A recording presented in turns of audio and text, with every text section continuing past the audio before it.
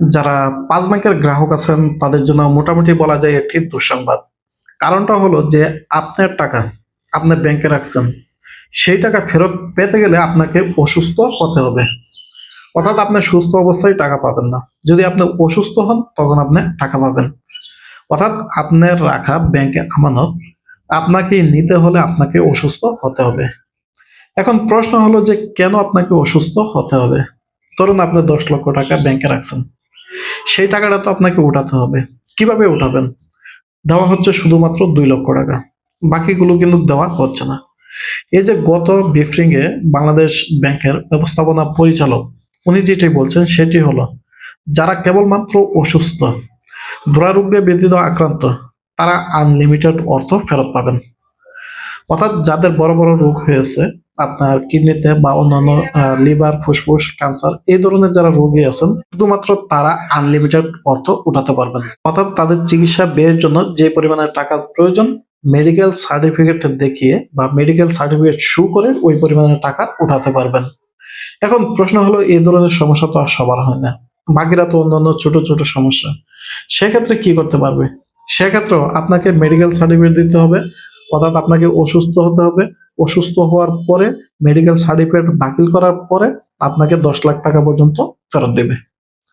এর বাইরে আপনি যদি সুস্থ থাকেন, আল্লাহ না করুক সবাইকে সুস্থ রাখুক, কিন্তু আপনি সুস্থ অবস্থায় টাকা পাবেন না। সুস্থ অবস্থায় পাবেন। কিভাবে পাবেন? আপনি ১ম এ ২ লক্ষ টাকা পাবেন। তারপর বলা হচ্ছে যে ৩ মাস পরে, পরে ১ লক্ষ করে অর্থ ফেরত দিবে। কিন্তু মোটেও কিন্তু এটা দিচ্ছে না। আমি ফার্স্ট সিকিউরিটির ব্রাঞ্চে সবসময় যোগাযোগ রাখি বা তাদের সাথে কথা বলি। এই ধরনের কিন্তু দেওয়া হচ্ছে না। কিন্তু বলা হচ্ছে দেওয়া হচ্ছে কিন্তু মোটেও দেওয়া হচ্ছে না। তো যেটা করতে হবে সেটা হলো আপনাকে অসুস্থ হতে হবে আগে। তারপর অসুস্থ হওয়ার পরে মেডিকেল সার্টিফিকেট আপনাকে জমা দিতে হবে। তারপর বাংলাদেশ ব্যাংকে এইগুলো সার্ভ করবে আপনার নিজস্ব ব্রাঞ্চ। তারপর আপনি অর্থ পাবেন। এখন প্রশ্ন হলো, আমার পকেটের অর্থ আমি ব্যাংকে রাখছি। এখন সেইটা তুলতে গেলে আমাকে নিজেকেই কেন অসুস্থ হতে হবে? এটা কোন ধরনের সিস্টেম? এই সিস্টেমটার আমরা তীব্র প্রতিবাদ জানাচ্ছি। যারা সুস্থ আছেন, অসুস্থ আছেন সবার নিজের অর্থ নিজেকে ফেরত দেওয়ার আহ্বান থাকবে। প্রত্যেকেই আপনারা জানেন যে মানববন্ধন হচ্ছে হেয়ার কাট বন্ধ করার জন্য, সেটাও হচ্ছে না। কিন্তু মানববন্ধন হচ্ছে যে আমার অর্থ আমাকে ফেরত দেন, সেটাও এখন পর্যন্ত কিন্তু দেওয়া হচ্ছে না।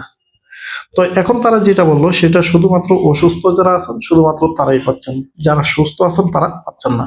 তারাও যদি আদৌ ভবিষ্যতে অসুস্থ হয় তখন কিন্তু পাবেন। তো এই জিনিসটা মোটেও আমাদের কাম্য না। যারা অর্থ রাখছেন এই ৫টি ব্যাংকে, আমরা প্রত্যেকেরই জন্য প্রত্যাশা করি যেন তাদের অর্থগুলো অন্তত তাদেরকে ফেরত দেওয়া হোক। তো এই বিষয়ে আপনাদের মূল্যবান মতামতগুলো কমেন্টে জানাতে পারেন। ধন্যবাদ।